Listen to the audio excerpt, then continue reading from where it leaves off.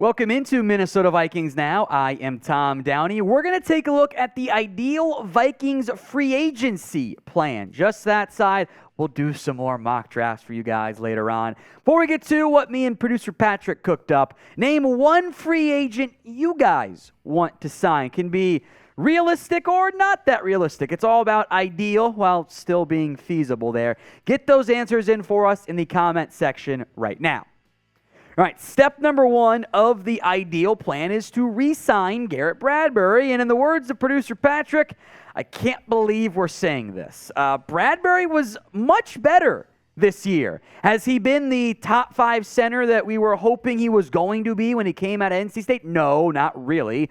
But he was a starting caliber player and far from the weak point on the offensive line. Frankly, things got dicey when he was not out there at the center position. He still has some power anchorage, but I think he's a better scheme fit for what this new Vikings regime is doing with head coach Kevin O'Connell. Now, the Spotrac projections they're projections, and they're more rough guidelines than hard and fast. Well, that's what he's going to get. And I don't think he's going to get this much money. Garrett Bradbury, the projection from Spotrac is 4 years, $47.5 million, $11.9 million per year. I do not think he gets that much money. I would be surprised if he topped the $10 million per year price tag. Now, it's free agency.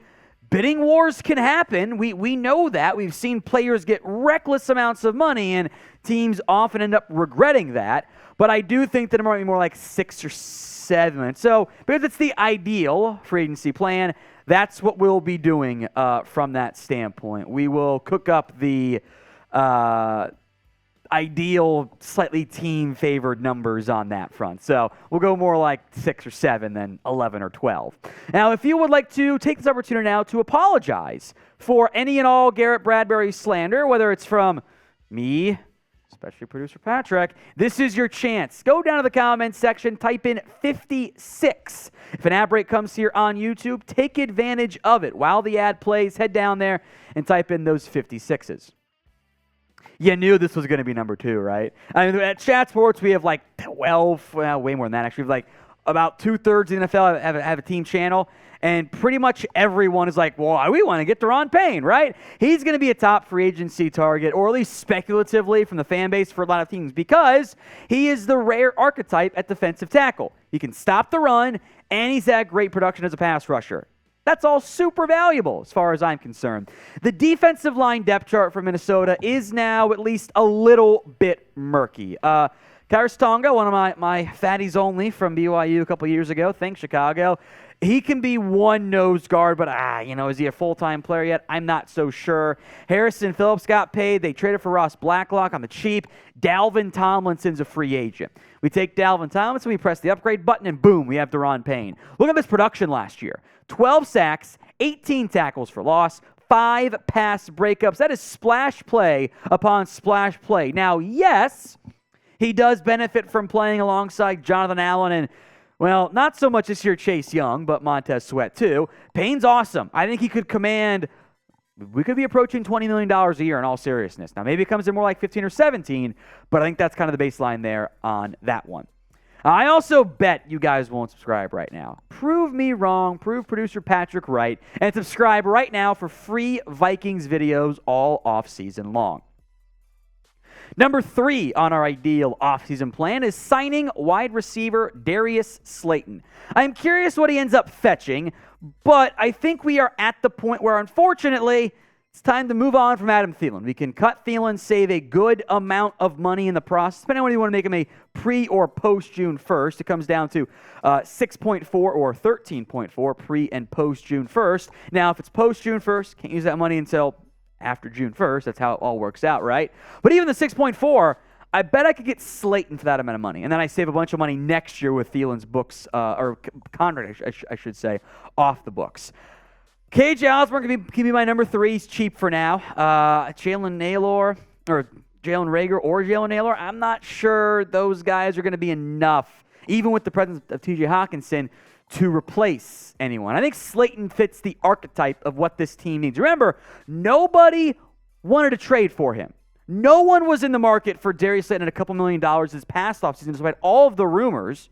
And then he goes for 724 yards. It's a very strong and successful season. I don't think that should be overlooked. And he brings you what you don't really have right now, which is that archetypal deep threat. Jefferson can do it. He can do everything. He's Justin Jefferson. But in that pigeonholed role to an extent, there's no one that slots in quite that nicely. Number 4, sign Anthony Brown. This is my cheap on the buy low veteran cornerback who can give me some flexibility in case I can't get a corner that I want in round 1. I want to bring back Duke Shelley. I'm willing to give Cameron Dantzler at least one more year. Andrew Booth probably more like 2. At that point, it starts to become, okay, is it Caleb Evans going to be a piece for us? I don't think Patrick Peterson's going to be back. I would like to consider drafting another cornerback.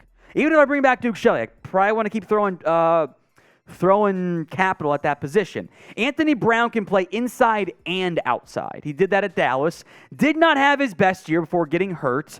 I thought was much better in 2021, but he is a low-end cornerback 2, high-end cornerback 3, who I think coming off the injury would probably get him for like maybe 1 year, $3 or $4 million, somewhere in that range. That way I can have him on my roster, give me the depth I need, and in the event there's somebody that I want to draft in round 1, boom, I can still take him because I'm not committing that much to Anthony Brown. Now, he's not the sexiest name out there, so I understand if you don't want him, but we're trying to be, a little bit realistic on this front too. Do you want to sign Anthony Brown to the Cowboys? That's, again, the Cowboys cornerback, not the Ravens third-string quarterback. S for sign, P for pass.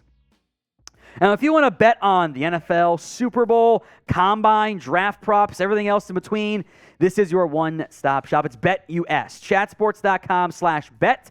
Promo code CHAT125. $100 down gets you 125% deposit bonus. Put $5 on the over in the Super Bowl because life's too short to bet the under. Maybe it's on Chiefs money line, Eagles to cover, whatever it is. And, of course, the litany of Super Bowl props that will be available. Go check it out. Chatsports.com/bet. Promo code CHAT125. Check them out, folks. You will not regret it. If you want to bet on sports, do it with our sportsbook partner, BetUS. Number 5, lock up Danielle Hunter on more of a team-friendly contract. Hunter has been highly productive in his NFL career, but he's also battled injuries, less so this year, more the first couple, and I think it took him a little bit to kind of get his sea legs back under him, if you want to go with with that analogy. Here's our proposed contract, and it is more of a team-friendly deal. Ideal. 5 years, $72 million, 14.4 average, $40 million guaranteed. That's a good amount of money there. It is a little bit less than the top-end edge market, but it's got a good amount of guaranteed money. Would allow him to potentially retire a Viking. I will make note that he's going to enter his age 29 season. That's it, by the way.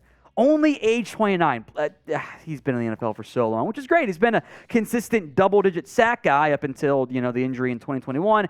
Barely got there this year. A lot of pressures, though. He's still a good football player. Finding a way to keep Danielle Hunter and make that contract still make sense for both sides, but especially the Minnesota side, since that's what we care about, is still, I think, a priority for this Vikings team this offseason. Remember, he was the fastest player in NFL history to 50 sacks.